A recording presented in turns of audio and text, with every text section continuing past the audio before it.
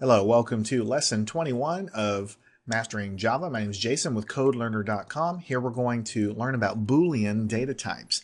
And if you've never done programming before, Boolean data type sounds really complicated or cumbersome, but I tell you, it's very simple. We're just going to take it step by step and you'll understand everything about this by the time we get done with this lesson.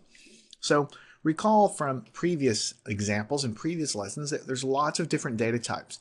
We've declared integers, which are basically whole numbers that we can use in our programs. We have declared doubles, which are basically floating point decimal type numbers.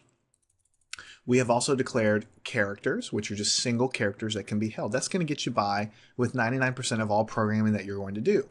But there are other data types out there. One of them is called Boolean. So the keyword is Boolean. Notice how it changes it to purple. This is a data type that can only have two states. It's either going to be true or it's going to be false. Anytime in science and math you're talking about Boolean, or you may have heard of Boolean logic, all it means is there's true or false that's going to come out of this thing. So this variable, let's say I create a variable called Boolean var1. Let's call it Boolean var. Let's just call it Boolean var. So the name of the variable is called var, and it's of type Boolean.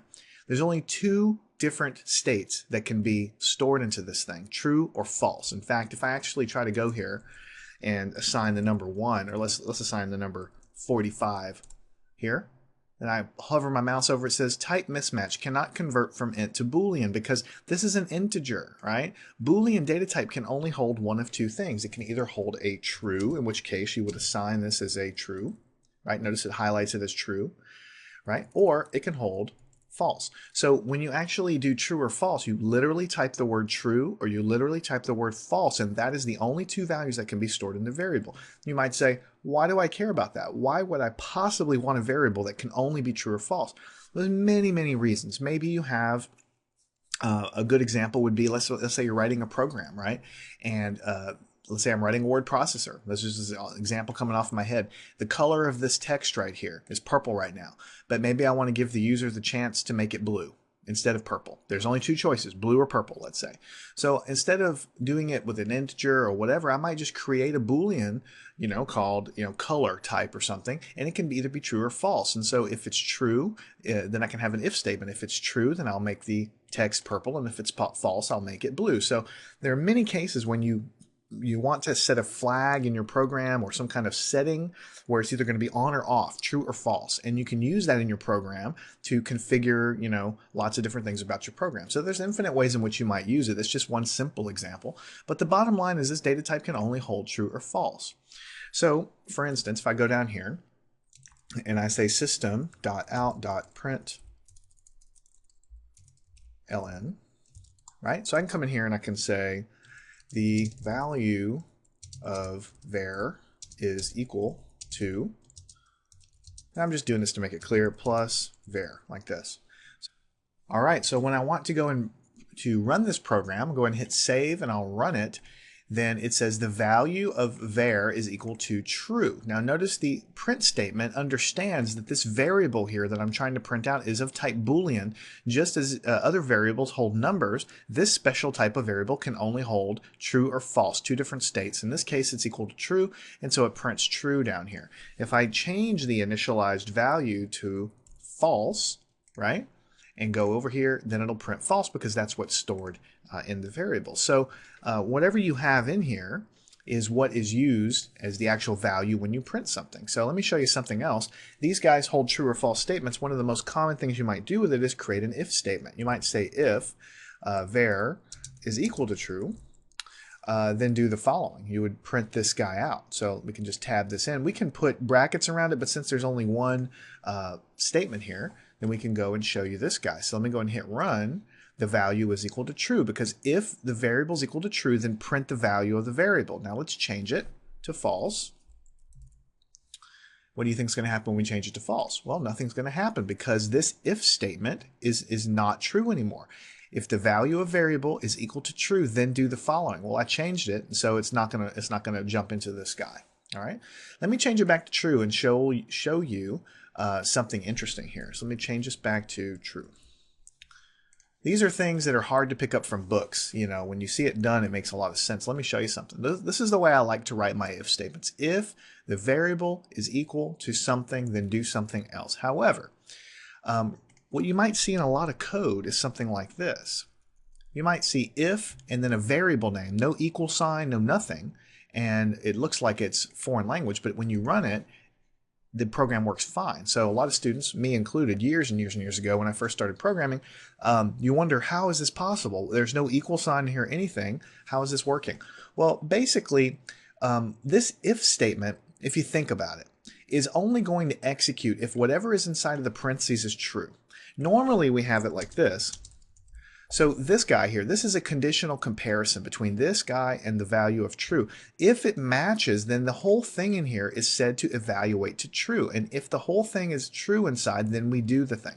So you can think of ifs in general as evaluating what's inside the parentheses logically. And if whatever's inside the parentheses evaluates to true, then you do what it says to do. So you can take this off because what it's basically saying is if whatever is inside of here evaluates to true, then do the statement here. And it just so happens that what we have inside of here is a Boolean data type that the value of which is actually equal to true. So in general, we're trying to say everything in the parentheses, if it evaluates to true, do the following. Well, this variable is equal to true, so the guy is going to execute, right? Like this. Sometimes you might see stuff like this, exclamation point in front of a variable, no equal sign or anything. This means if whatever is in here evaluates to not true. Now occasionally you will see something like this here where you put an exclamation in front of it, and when you run it like this, nothing happens below, because what this basically is saying here is the value of this var here is actually equal to true. If you remember from before, the exclamation symbol, like when we used to write not equals like this, it's the not operator. So it kind of changes a true into a false. So this variable type is true right now. With the exclamation in front, it makes the true into a false. That's what a not does. So it changes into the opposite. So everything in here is now false. Now because everything inside the parentheses is now false, this if is going to not evaluate, because remember we just said that in general ifs execute or trigger if whatever is inside evaluates to true. Right? But here, everything in here evaluates to false because we're inverting this guy. Now, if I change this, what do you think is going to happen if I change this? Well, this variable is now false. The not is going to invert the false back into a true. So everything inside of here is going to be a true. And so this if should trigger properly. And it does.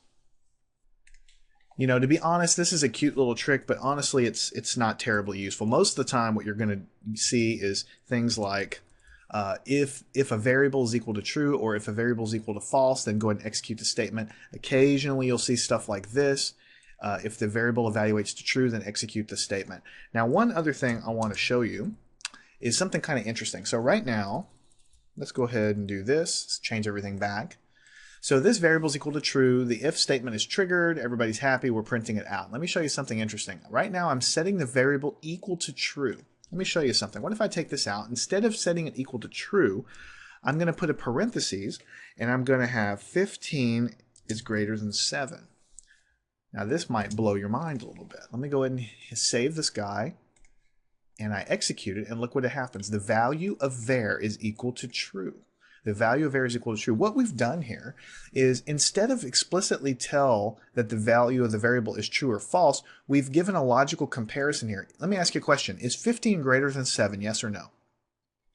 Well, 15 is greater than 7.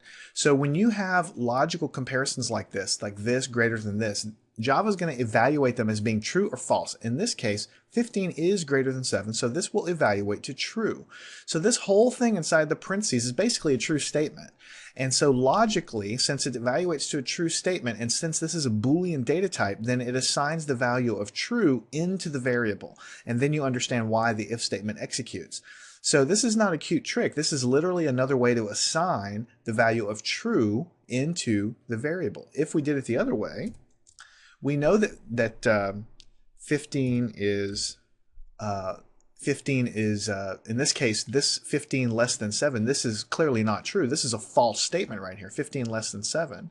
So we save and run it, the variable is now false, and so this if doesn't trigger. But if we change this to false, then everything executes fine. So again, we're using this statement here as a example of a false logical comparison, storing it into the variable, and then we can use it as follows. So again, that's kind of a neat trick. It's not something you would do too much, but it's something that you might do. So I think that's about all I want to say about Boolean data types. Basically, the only thing you need to remember is that they're used to hold true and false values. You can use them to toggle things in your program or to set settings, or anything you're going to toggle back and forth between two states would be useful for a Boolean data type.